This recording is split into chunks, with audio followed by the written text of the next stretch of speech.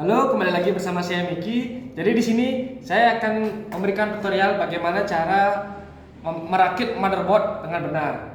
Cus, kita langsung ke tutorialnya. Let's go. Oke, sebelum ke tutorialnya, di sini saya akan menjelaskan bagian-bagian atau komponen-komponen penyusun dari motherboard tersebut. Bagian yang pertama serta otak dari seluruh komputer yaitu prosesor. Nah, di belakang prosesor tersebut ada bagian kuning. Nah, apa sih fungsi bagian itu? Bagian kuning ini biasa disebut sebagai kuningan. Namun secara teknis biasanya disebut tembaga yang dilapisi emas murni. Kenapa harus bagiannya dilapisi emas murni? Karena ini bersifat anti karat atau oksidasi. Tidak seperti besi atau perak yang bisa berkarat atau kusam, emas tetap bersih dan stabil dalam jangka waktu yang lama dan memastikan aliran listrik tetap lancar. Dan bagian ini biasanya tidak boleh tergores karena setiap pin atau titik memiliki fungsi spesifik seperti menyalurkan daya, data memori, atau sinyal grafis. Karena hal inilah bagian belakang prosesor tidak boleh tergores, dan jikalau itu kotor, kalian cukup menggosokkannya dengan cotton bud ataupun dengan kain microfiber yang bersih dan juga halus guys. Lalu komponen yang kedua yaitu RAM. RAM atau Random Access Memory adalah perangkat keras yang digunakan untuk menyimpan data sementara yang digunakan perangkat seperti komputer. Tugas RAM yaitu RAM menyediakan ruang kerja sementara untuk data dan instruksi yang sedang diproses oleh CPU. Data yang disimpan di RAM akan hilang ketika perangkat dimatikan karena bersifat volatif. Fungsi lain dari RAM yaitu mendukung multitasking. RAM memungkinkan perangkat menjalankan beberapa aplikasi atau tugas sekaligus tanpa mengalami penurunan kerja. Semakin besar kapasitas RAM, semakin banyak program yang bisa dijalankan secara bersamaan. Cara memegang RAM yang benar yaitu dengan cara kita memegang bagian atasnya, seperti yang ada di dalam video. Komponen yang ketiga yaitu hard disk. Hard disk adalah perangkat keras pada komputer yang berfungsi sebagai media penyimpanan data secara permanen. Fungsi utamanya adalah menyimpan berbagai jenis file seperti dokumen, gambar, video, program, dan sistem operasi sehingga data tetap aman meskipun komputer dimatikan. Fungsi hard disk yaitu yang pertama, menyimpan data secara permanen, baik untuk dokumen, foto, program, maupun sistem operasi. Yang kedua yaitu menyimpan data yang sedang diolah, sehingga proses kerja komputer dapat dilanjutkan bahkan setelah dimatikan. Lalu yang ketiga, menyimpan database yang diperlukan oleh program agar dapat berjalan dengan baik. Lalu fungsi terakhirnya yaitu menjadi media backup data untuk mencegah kehilangan informasi jika terjadi kerusakan sistem. Yang keempat yaitu DVD. DVD atau Digital Video Disc adalah cakram optik yang berfungsi sebagai media penyimpanan data digital baik untuk video, audio, maupun file komputer. Fungsi utama DVD adalah menyimpan dan memutar video berkualitas tinggi dan menyiapkan data dalam jumlah besar, serta digunakan untuk distribusi software dan arsip data. DVD bekerja dengan menyimpan data dalam bentuk lekukan mikroskopis atau pitch dan bidang datar atau lens pada lapisan reflektif cakram. Saat DVD diputar, laser membaca perbedaan antara pitch dan lens, lalu mengubahnya menjadi data digital yang dapat diproses komputer atau pemutar DVD. Kapasitas DVD lebih besar daripada CD, sehingga dapat menampung film berdurasi panjang atau banyak file data.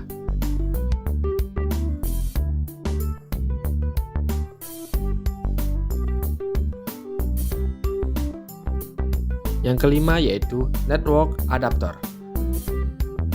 Network adapter adalah perangkat keras yang berfungsi sebagai penghubung antara komputer dengan jaringan, baik melalui kabel atau internet maupun nirkabel atau WiFi. Dengan network adapter, komputer dapat terhubung dengan local area network atau LAN internet, atau jaringan lain untuk bertukar data dan informasi dengan perangkat lain. Fungsi lain dari network adapter yaitu mengubah data internal komputer dengan format yang dapat dikirimkan melalui jaringan dan sebaliknya, sehingga memungkinkan komunikasi antar perangkat. Lalu yang kedua yaitu menangani proses koreksi kesalahan dan paketisasi data agar komunikasi jaringan lebih efisien dan andal. Cara memegang network adapter agak sedikit mirip dengan cara memegang RAM. Komponen yang keenam yaitu kabel SATA. Kabel SATA atau Serial Advanced Technology Attachment berfungsi sebagai penghubung antara perangkat penyimpanan seperti hard disk, SSD, dan optical drive seperti CD, DVD, dan Blu-ray dengan motherboard komputer. Kabel ini memungkinkan terjadinya transfer data secara serial dengan kecepatan tinggi serta dapat menyalurkan daya listrik ke perangkat penyimpanan tersebut. Fungsi lain dari kabel SATA yaitu menghubungkan HDD atau SSD ke motherboard untuk memungkinkan transfer data dua arah antara perangkat penyimpanan dan sistem komputer. Lalu, fungsi lainnya yaitu menyediakan jalur transfer data dengan kecepatan tinggi, mendukung standar SATA 3 hingga 6 Gbps, sehingga proses baca atau tulis data lebih cepat.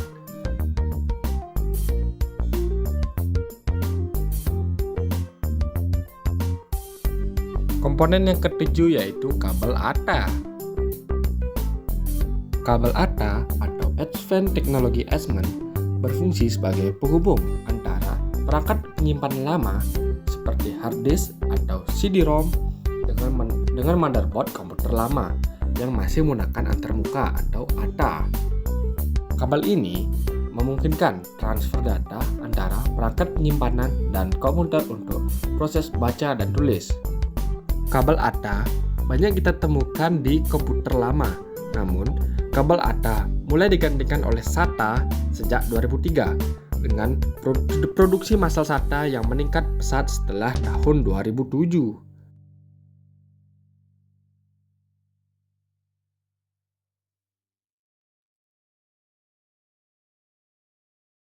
Komponen yang ke-8 yaitu fan cooler. Seperti namanya, fan cooler berfungsi sebagai untuk menjaga suhu komponen tetap dalam batas aman, guys. Komponen yang ke-9 yaitu power supply. Power supply adalah komponen utama dalam komputer yang berfungsi untuk menyediakan arus listrik ke seluruh perangkat keras. Dan komponen terakhir yaitu motherboard. Motherboard adalah papan sirkuit utama dalam komputer yang berfungsi sebagai penghubung dan pusat komunikasi antar semua komponen. Cus, kita langsung ke proses perakitannya. Bagian pertama yang kita pasang yaitu adalah prosesor. Pertama kita pegang prosesor dengan benar, kita pegang sampingnya agar tidak mengenai bagian kuningnya. Lalu kita masukkan ke dalam tempatnya, lalu kita tutup hingga bunyi klik. Lalu yang kedua yaitu RAM. Kita memasang RAM dari bagian paling dalam agar memudahkan kita untuk memasang RAM lagi satunya, dan pastikan berbunyi klik pada saat pemasangannya.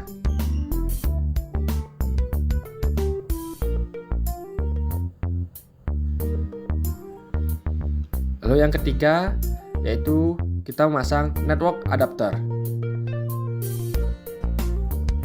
Dan pastikan pada saat kalian memasangnya terdengar bunyi klik.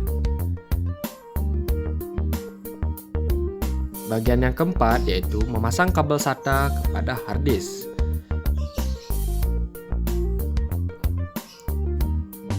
Lalu menghubungkannya ke dalam motherboard dengan menggunakan port 0.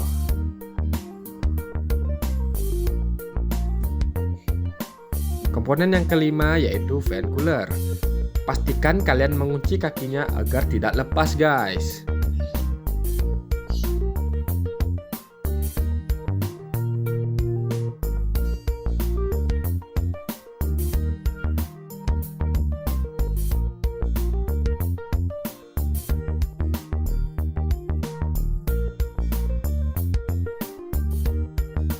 Lalu komponen yang keenam yaitu kita memasang kabel SATA kepada DVD-nya guys.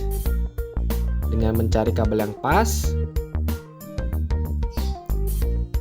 lalu kita mencolokkannya di samping fan cooler tersebut.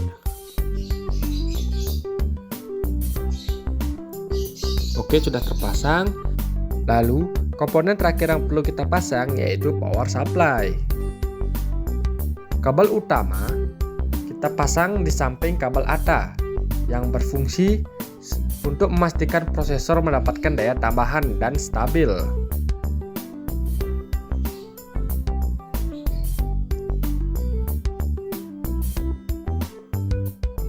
Lalu kabel kecil atau bisa disebut juga dengan ATX12V yang berfungsi sebagai pemberi daya khusus kepada prosesor dan tepatnya di samping fan cooler guys.